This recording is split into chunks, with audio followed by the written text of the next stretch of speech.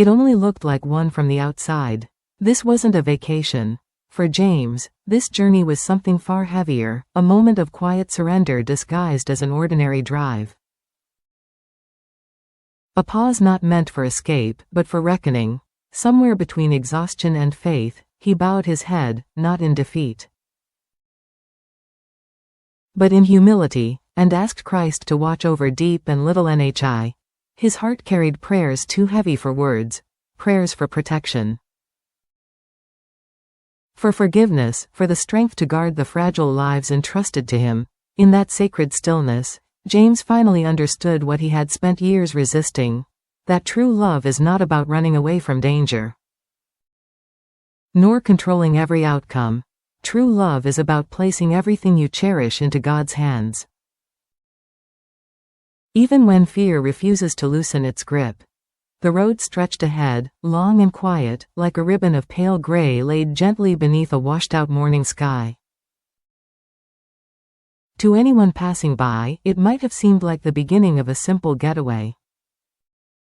A child humming softly in the back seat. 3 people in a small car. The faint scent of early winter seeping through slightly opened windows. Not for James. But this was not a vacation. Deep sat beside him, her hands folded neatly on her lap.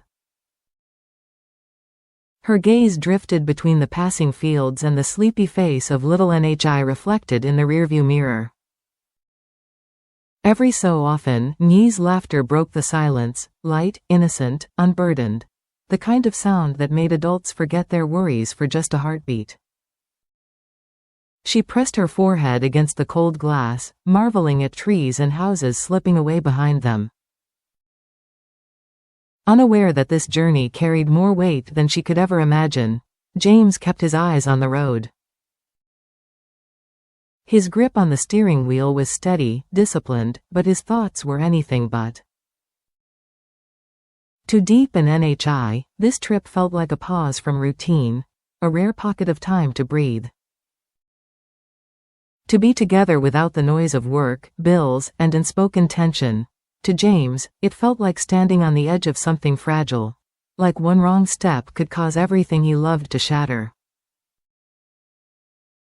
He listened to the quiet rhythm of the car, the soft rise and fall of Nhi's voice as she spoke about small, joyful things. What she wanted to eat later, how cold the weather was becoming, whether Deep would hold her hand when they arrived. These ordinary words cut deeper than any accusation. They reminded James how much trust rested silently on his shoulders. From the corner of his eye, he glanced at Deep. She looked calm, composed in the way only someone long trained in quiet endurance can be. But he knew her well enough to sense the question she did not ask. Life had taught her to be strong without complaint.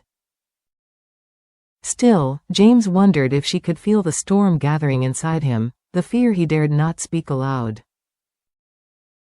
People often believe that distance can heal everything, that a change of scenery can mend tired hearts. James once believed that too, but as the car moved forward, he understood a painful truth. No road is long enough to outrun responsibility. This journey was not about rest. It was about facing the quiet terror of loving others more than oneself. And realizing that sometimes, even strength is not enough. Though the morning looked peaceful, James felt it tightening in his chest. Something important was about to change. They arrived just before noon, when the light was soft and forgiving. A small chapel stood quietly at the edge of the road, half hidden by old trees whose bare branches reached upward like open hands frozen in prayer. Deep stepped out first, holding little Nhi close, gently reminding her to walk slowly.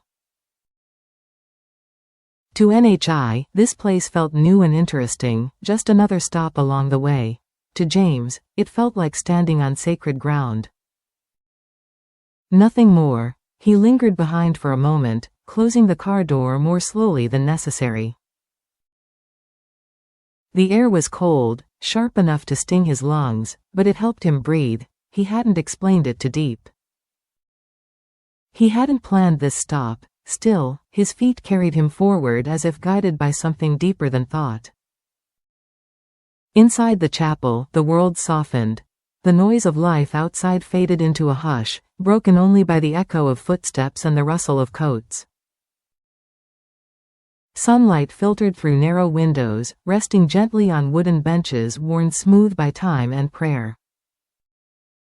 James felt smaller here, stripped of titles, stripped of pride, stripped of the illusion that he could fix everything on his own. Deep sat with NHI, whispering stories to keep her calm. She didn't ask James why they were there. She simply watched him walk toward the front, her eyes following with a mixture of concern and understanding. In that moment, she sensed the weight he had been carrying alone. James knelt. The wooden floor was cold against his knees, grounding him in a way nothing else had. He lowered his head, his hands clenched tightly, as if holding back years of unspoken fear. He didn't pray with grand words or rehearsed lines. His prayer came quietly, almost trembling. "Christ," he whispered, his voice barely audible, "I know I am not strong enough." Images flooded his mind. Deep's tired smile at the end of long days. Nye's small hand reaching for him in the dark, the fragile peace they had built together. He thought of dangers he could not control, a future that felt uncertain and heavy. Mistakes he could not undo. "I don't ask for comfort," he continued, swallowing hard. "I ask for protection. Please watch over them when I fail. Keep NHI safe when I cannot.